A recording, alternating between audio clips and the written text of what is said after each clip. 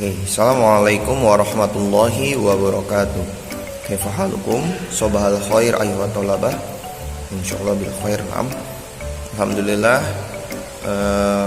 pada pagi hari ini kita bisa bertemu lagi, bertatap muka kembali fi madatil lughal arabiyyah, di dalam pelajaran bahasa Arab. Wal'an, dan sekarang saufa nata'allam bil jamaah, kita akan belajar bersama tentang materi kita di kelas 9 semester 2 ya. Di materi kelas 9 semester 2 itu kaidah yang pertama kita pelajari adalah kaidah fi'il amr. Gitu. Fi'il amr adalah kata perintah, seperti itu ya. Ini sudah pernah saya ajarkan ke kalian berulang kali, bahkan dari kelas 7 sampai kelas 9 kemarin semester 1 ada fi'il amr. Seperti itu ya. Ini sudah pernah saya ajarkan.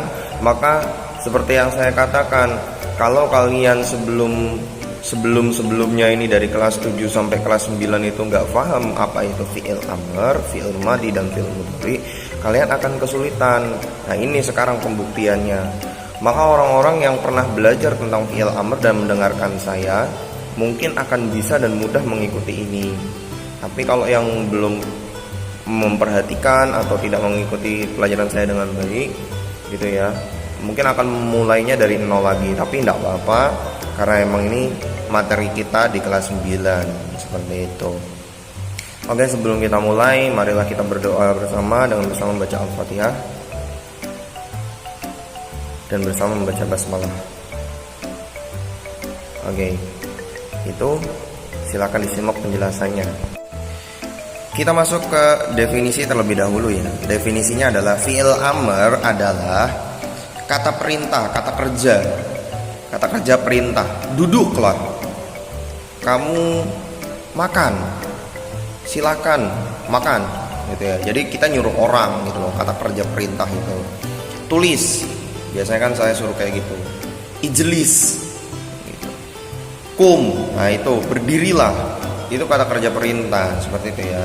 Nah, yang belum paham, dari mutakalim atau pembicara, berarti dari orang pertama itu berarti yang berbicara ya, kepada mukhotob itu adalah lawan bicaranya itu orang yang disuruh gitu ya, orang yang disuruh sama si pembicara untuk melakukan sesuatu, untuk mengerjakan sebuah pekerjaan, sebuah kata kerja, seperti itu ya. Oke, itu definisinya. Jadi fi'il amr adalah ketika ada orang itu nyuruh orang, nah itu muncullah kata kerja. Dia menyuruh untuk melakukan sesuatu. Nah, melakukan sesuatunya itu adalah fi'il amr, kayak gitu. Oke, kita lanjut lagi. Fi'il amr, poin kedua, fi'il amr hanya ditujukan kepada orang kedua.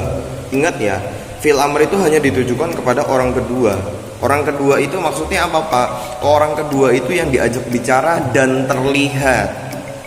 Jadi orang yang nggak terlihat, mereka gitu ya, mereka atau dia itu kan nggak kelihatan. Dia dan mereka itu orang ketiga. Kita pernah mempelajari ini. Contoh, saya sedang mengajar di kelas. Gak mungkin kan saya nyuruh Pak Zuhdi yang sedang di kantor guru, Pak tolong ambilkan pulpen, karena Pak Zuhdi sedang di kantor guru, saya di lantai 2 ngajarnya gitu ya. Jadi Pak Zuhdi gak dengar perintah dari saya. Makanya yang harus mendengar perintah itu adalah orang yang terlihat dan mendengar perkataan saya atau perkataan orang pertama, seperti itu. Maka ditujukan kepada orang kedua. Orang kedua itu siapa? Kamu dan kalian, entah laki-laki entah perempuan, gitu ya. Nah, dalam bahasa Arab itu ini yang ditujukan kepada ini saja, gitu ya. Fi'il amr itu hanya ditujukan kepada ini saja. Anta, anti, antuma, antum, antunna. Kamu laki-laki, kamu perempuan, kalian berdua, kalian laki-laki, kalian perempuan. Nggak ada mereka, nggak ada dia. Jangan salah ya, beda sama fi'il madi dan fi'il mudhari, seperti itu. Oke, lanjut. Fi'il amr itu, poin ketiga, fi'il amr itu sifatnya mabni. Apa maksudnya mabni? Mabni itu maksudnya adalah akhirnya itu harokat sukun. Jadi di akhir kata gitu ya, di akhir kata fi'il madhi itu biasanya berharokat sukun, kecuali punyanya antuna nanti ya. Punyanya antuna itu tidak berharokat sukun, tapi punyanya ini 4 orang ini berharokat sukun semuanya akhirannya, seperti itu ya, bersifat mabni, jangan salah. Nanti kalau misalkan ada soal fi'il amr itu apa, mabni, mansub, marfu, majrur, itu kan pernah saya ajarkan juga, dan tolong jangan dilupakan. Mabni, mansub, majrur, marfu, itu 4 sifat kata dalam bahasa Arab itu. Nah, mabni itu yang akhirannya sukun. Oke. Lalu yang poin keempat tadi sudah saya jelaskan sebenarnya. Ketika menggunakan fi'il amr, orang kedua itu harus ada dan terlihat. Jangan salah ya. Ketika orangnya terlihat itu berarti dan mendengar percakapan kita, perkataan kita, atau sebagai orang pertama ketika kita nyuruh dia walaupun agak jauh tapi dia terlihat gitu ya. Woi, ambil bolanya. Nah, ketika dia melihat dan mendengar perkataan kita, dia masih termasuk orang kedua. Contoh, saya di sini, terus orangnya itu saya di 8B nih contohnya ya, di 8B orangnya itu ada di lab, contohnya ada di lab sana. Nah, tapi dia dengar perkataan saya, dia masih termasuk orang kedua.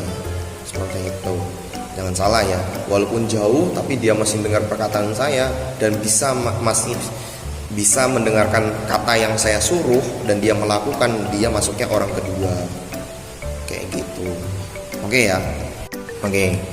Lalu penjelasan selanjutnya, ingat ya, setiap kata kerja, apapun itu kata kerjanya, pasti memiliki fi'il madhi, kata kerja lampau, mudhari, kata kerja yang sekarang, past and present gitu ya. Selanjutnya amr, kata kerja perintah gitu ya. Jadi ada yang lampau, sekarang, yang akan datang, sama si amr ini. Seperti itu ya. Nah, jadi fi'il amr itu gak jauh beda bentuknya sama kata kerja fi'il madhi dan fi'il mudhari'nya gitu ya. Nah, ini saya ada beberapa contoh, kita buktikan ya, hurufnya itu gak berbeda jauh sama kata kerja fi'il madhi dan fi'il mudhari'nya, seperti itu. Contoh, jalasa yajlisu ijlis, kayak gitu ya, gak jauh beda kan.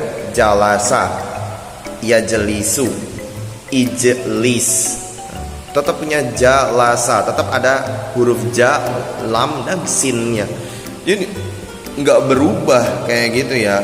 Nah, tetap berdekatan dengan kata kerja fi'il madhi dan fi'il mudhari'nya.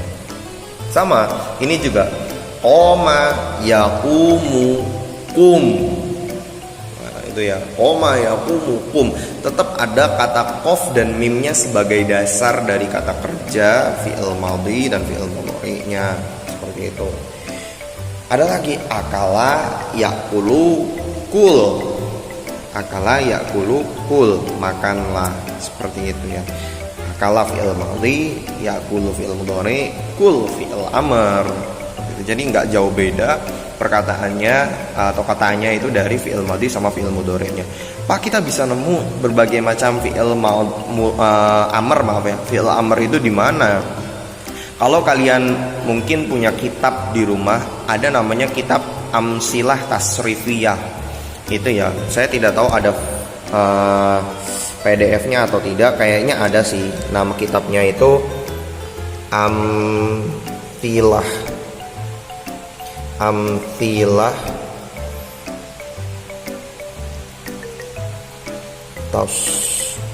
Tasrifiyah. Nah, Amsilah Tasrifiyah, coba kalian dicari di internet kalau kalian mau cari. Itu ada berbagai macam fi'il mudhari dan fi'il madhi beserta bentuk-bentuknya, menjadi masdar, menjadi kata benda, menjadi kata tempat dan lain sebagainya, kata kerja, kata larangan, itu ada semua di Amsilah Tasrifiyah gitu ya. Saya ada dulu pas di pondok, cuma sekarang nggak ada, sudah hilang mungkin bukunya, atau ada di rumah saya seperti itu ya. Nah itu Amsilah Tasrifiyah. Oke. Cari, kalau nggak cari di internet ya, banyak juga di blog-blog juga ada seperti itu ya. Bisa kalian cari di sana seperti itu. Oke ya. Jadi saya nggak ada rumusnya untuk jalasaya jelisu, apa kata kerjanya, ada rumusnya apa enggak. Saya cuma bisa memberitahu ciri-cirinya. Cirinya itu apa? Nggak beda jauh dari kata kerja fi'il madhi dan fi'il mudhari'nya. Cuma untuk ininya kalian harus benar-benar menghafalkan seperti itu ya.